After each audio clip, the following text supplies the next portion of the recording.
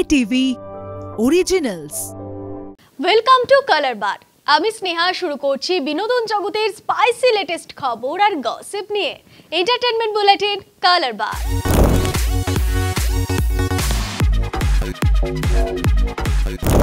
এবার অস্কারের দৌড়ে মহাবতার নরসিংহ। ভারতের অ্যানিমেশন জগতে বড় সম্মান। পরিচালক অশ্বিন কুমারের পৌরাণিক animated feature film Mahavatar Narsimha অস্কারের বেস্ট অ্যানিমেটেড ফিল্ম ক্যাটাগরির প্রাথমিক তালিকায় জায়গা করে নিয়েছে। চোখ রাখবো সেই খবরে। অশ্বিন কুমারের পৌরাণিক animated feature film Mahavatar Narsimha এবার অস্কারের অ্যানিমেটেড ফিচার ফিল্ম বিভাগে যোগ্য ৩৫টি ছবির তালিকায় জায়গা করে নিল। ১৬ মার্চ অনুষ্ঠিত হবে ৯৮তম একাডেমি অ্যাওয়ার্ডস। তার অ্যানিমেশন বিভাগে মনোনয়ন পাওয়ার সম্ভাবনা তৈরি হওয়ায় উৎসাহ ছড়িয়েছে ভারতীয় চলচ্চিত্র মহলে। আনুষ্ঠানিক সংক্ষিপ্ত তালিকা প্রকাশিত হবে ১৬ ডিসেম্বর। ভারতে মুক্তি পাওয়ার পর অশ্বিন কুমারের মহাবতার নরসিংহের বক্স অফিস সাফল্য ছিল অপ্রত্যাশিত।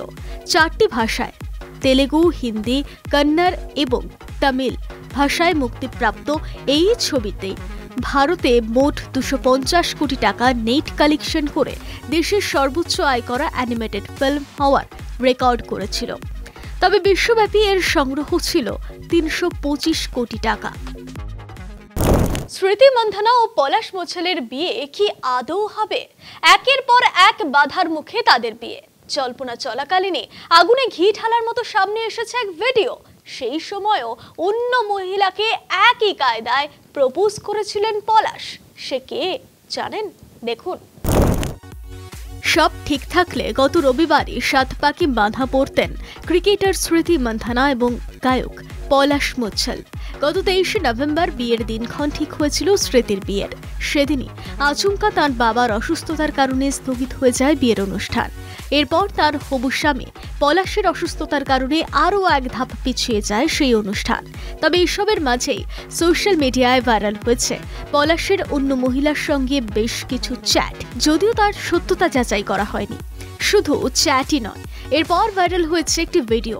এই ভিডিওতে দেখা গিয়েছে পলাশ মোছাল একসময় তার প্রাক্তন প্রেমিকা বেরভাষাকে খুব জাঁকজমকভাবে প্রপোজ করেছিলেন। সেই সময়ের ছবিগুলো এখন সোশ্যাল মিডিয়ায় ভাইরাল। তবে সোশ্যাল মিডিয়ায় ভাইরাল এই ভিডিওর দায় বা দায়িত্ব চ্যানেল কর্তৃপক্ষের নয়। মঙ্গলবার ৭ পাকে বাধা পড়লেন গায়িকা অন্তরা মিত্র। আলো ঝলমলে প্রচারের বাইরে নিঃশব্দ আয়োজনেই বিয়ে সারলেন বাংলার জনপ্রিয় গায়িকা। যদিও তার আগে আইবুড়ো ভাত, গায়ে হলুদের নানা মুহূর্ত ঘুরে বেরিয়েছে সোশ্যাল মিডিয়া জুড়ে। লাল বেনারসিতে কোণে অন্তরা, পাশে সৌর্য। দেখে নেব বিয়ের রাতের নানান মুহূর্ত।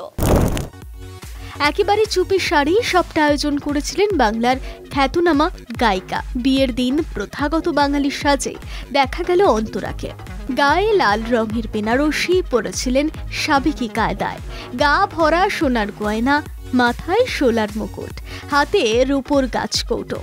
একটি ফটোতে দেখা গেল অন্তরার সিঁথি সিঁদুরে রাঙিয়ে দিচ্ছেন বর সৌর্য। মাথায় লাল রঙের লজ্জা বস্ত্র ধরে আছেন পরিবারের সদস্যরা। খবর, বিয়ে শেষ করেই হানিমুনে যাবেন তারা। আর তারপর ডিসেম্বর মাসে বেশ বড় করে আয়োজন করা হবে রিসেপশন পার্টির। অন্তরার বর সৌর্যের সঙ্গে গানের জগতের সঙ্গে কোনো যোগাযোগ নেই তার। আইটি জগতের মানুষ তিনি। কাজের সূত্রে থাকেন বেঙ্গালুরুতে। বেশ কয়েক মাস চুটিয়ে প্রেম করার পর দুজনে ২০২৫ সালের নভেম্বর মাসে গেলেন ছাদনাতলাতে। কথায় আছে, সময় থাকতে থাকতে সবটা করে নেওয়া উচিত। সময় থাকতে থাকতে না বলা কথা বলে নেওয়া উচিত। এই না বলা কথার জন্য অনেক সম্পর্ক নষ্ট হয়ে যায়, সেই সময়ও বয়ে যায়। ঠিক এই রকমই গল্প নিয়ে দেরি হয়ে গেছেতে দেখা যাচ্ছে অঞ্জন দত্তকে। আমাদের প্রতিনিধি পারমিতা আচার্যর সঙ্গে খোলাখুলি আড্ডা দিলেন অঞ্জন দত্ত। কি জানালেন শুনবো। কথাতেই আছে, ইচ্ছে থাকতে থাকতে সবটা করে নেওয়া উচিত, সময় থাকতে থাকতে কথা বলে নেওয়া উচিত, নয়তো অনেক সম্পর্ক নষ্ট হয়ে যায়, সময়টাও চলে যায়। ঠিক এরকমই এক গল্প নিয়ে খুব সম্প্রতি মুক্তি পাচ্ছে দেরি হয়ে গেছে, যেখানে ঋষির চরিত্রে আমরা দেখতে পাবো অঞ্জন দত্তকে। আগে জানি, কেমন আছেন আপনি?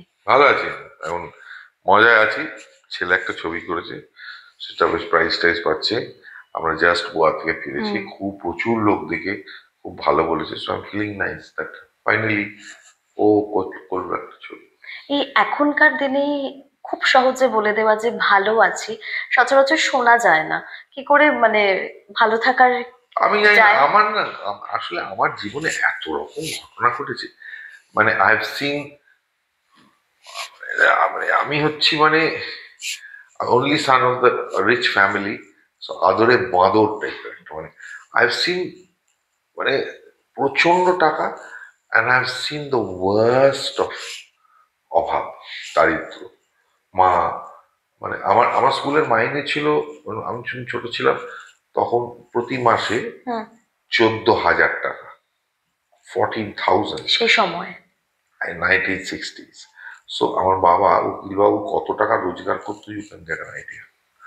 আবার এমন একটা সময় গেছে, বড় হয়ে যখন কলেজে পড়া করছি তখন মা সোয়েটার, তখন আমার বাবার ব্যবসা চলছে না, ছোট ছোট বাচ্চাদের সোয়েটার বুনে একটা জুতোর বাক্স ভেতর পুরে প্লাস্টিক দিয়ে আটকে এরকম কয়েকটা বাক্স আমায় দিত, আমি নিয়ে গিয়ে হবি সেন্টারে রেখে আসতাম, 3-4 দিন পরে গিয়ে 400 টাকা এনে মাকে দিয়ে দিতাম, তাই দিয়ে আমাদের বাজার হতো। So I have seen the both side of the world. আর সুতরাং আমার না কোনো ওইটা নেই আর কি, যে খারাপ আছি ভালো আছি, অ্যান্ড আই এনজয়, তখনও আমি এনজয় করেছি, এখনো আমি এনজয় করছি, মানে সো ইটস লাইক দ্যাট। মানে আমাদের মানে যখন when we are সচ্ছল তখন আমরা বাইরে গিয়ে বেড়াচ্ছি, বিদেশে চলে যাচ্ছি, আবার যখন সচ্ছল নই তখন চলো ডিমের গালিয়ে খাওয়া যায়, আর কি করবো, এইরকম ভাবে life is going on, which is all right. আচ্ছা, এই কখনো ওঠা কখনো পড়া প্রত্যেকের জীবনে এরকম থাকে, তো সেই সময়টা মানিয়ে নেওয়াটা কি করে, মানে কিভাবে মানিয়ে See, if your whole intention in life is to make a lot of money and live in luxury, তাহলে অনেক কিছু কম্প্রোমাইজ করতে হয়। কিন্তু if your intention is, মানে যদি মানুষের ইন্টেনশন হয় যে না ঠিক আছে লাইফ ইজ লাইক দিস, হ্যাঁ মানে যেহেতু আমার নাম হয়েছে সেই তো আমাকে একটা বিরাট বড় গাড়ি করে উঠতে হবে, সেই গাড়িতে আমার পাড়ায় ঢুকবে না, 4টে লোককে চাপা দিয়ে দেবে, সরু গলি আমাদের, গেট দিয়েও গেটটা বড় কিন্তু বড় পুরোনো বড় বনেদি বাড়ি, কিন্তু ওই দরকার যারা স্মার্টলি ঢুকে যাবে একটা ছোট গাড়ি দিলেই তো হলো, মানে ওয়াই এটা মানে এইটা নট, আমি কিন্তু সোশ্যালিস্ট নই, আমি সোশ্যালিস্ট হলে একটা অন্য কথা হতো, আমি আর নট আ সোশ্যালিস্ট, আমি বলছি যার যা নিড, বেসিক নিড। আর কেউ বলতে পারে আমার একটা মানে রেঞ্জ রোভার আমার বেসিক নিড, কি বলো আচ্ছা ঠিক আছে অ্যাকসেপ্টেড, আমার নয়, আমার রেঞ্জ রোভার দরকার নেই, বা আমার সবসময় একটা ফ্রোজেন মার্কেট থেকে মাছ কিনতে ইচ্ছে করে না, সো দেয়ার বাই আমি ওপেন মার্কেটে যাই বাজার করতে, মাছরাদের সঙ্গে মাংস ফাংস হাবি জাবি কথা বলতে, দৌড় মশাই কি হল, রঞ্জনার মতো হচ্ছে না আর কোনো গান আপনার, এলা বছর রঞ্জনার কোনো সিগারেট, ওরে ওটা হয়ে গেছে, সিগারেটটা ভালো লেগেছে একটা বাজে মাছ দিলে মারবো। সো আমি ওদের সঙ্গে গল্প করে যাচ্ছি, আর ওরাও বলতে কোনো লজ্জা নেই যে ওরম একটা গান লিখলেন না কেন, তারপরে বলছে সিগারেটটা ভালো, হ্যাঁ সিগারেটটা ভালো, কিন্তু হ্যালো হ্যালো গুড বাই মানে কি, আমি অত মানে তোমাকে বললে তুমি মাছওয়ালা হতে, তুমি তো ফিজিক্সের প্রফেসর হতে, অত এই মজা করে জীবন কাটে আমার, আই এনজয়। এবং সেখানে কিছু লোক চিনতে পারছে, তারা আবার বলছে যে লোকটা পাগল, এই মাছওয়ালার সঙ্গে গল্প করছে কেন, বা মানে আই হ্যাভ লিভড, আমার কাছে লাইফটা has been that eventful, because আমি ছোটবেলা থেকে আমি স্বপ্ন দেখেছি আমি অভিনয় করবো, এ করবো তা করবো, নাম করবো এ করবো, বা বলেছে জীবনে হবে না, হ্যাঁ আমার প্রশ্নই ছিল এটা, জীবনে তোমার হবে না এসব, তুমি উকিলের ছেলে উকিল হবে, বেশি কথা বলবে না। আর আমিও তখন স্বাধীন হয়ে বাবার সামনে সিগারেট ফিগারেট খাচ্ছি, আমি বলছি না না না না সরি আমি এটা করবো না, আমি ধার ধরতে না তোমার কাছ থেকে চাই না, বাট আমি যেটা চাই বলে এই করে চলছি, এবং করতে করতে আমি এটা করেছি। সো যখন আমি ফেমাস হলাম, I knew I be famous, এরম নয় যে আমি জানতাম না। তো যেহেতু আমি জনপ্রিয় হলাম যখন গান করে, হয়তো অভিনয় করে নয়, হয়তো গান করে, আমার মাথা খারাপ হয়ে যায়নি, মানে আমি যদি জেনেই থাকি যে আমি মাউন্ট এভারেস্ট উঠবো, মাউন্ট এভারেস্ট আমি কোনোদিন উঠতে পারবো না। কিন্তু আমি জেনেই থাকি যে আমার পাড়ার লোকেরা আমাকে এই অঞ্জন দত্ত এসছে, বা এই অঞ্জন দা সরিয়ে সরিয়ে, আমি যদি জেনেই থাকি যে বিশ্বাস করে থেকে একদিন এটা আমার হবে, আমার মাথা খারাপ হতে দরকার নেই, আমি তাদের সঙ্গে মিশেই ঘুরছি। কিন্তু যারা বিশ্বাস করেনি তারা ফেমাস হবে, তারা যখন ফেমাস হয়ে যায় তারা ফেমটা হ্যান্ডেল করতে পারে, এটা একটা প্রবলেম।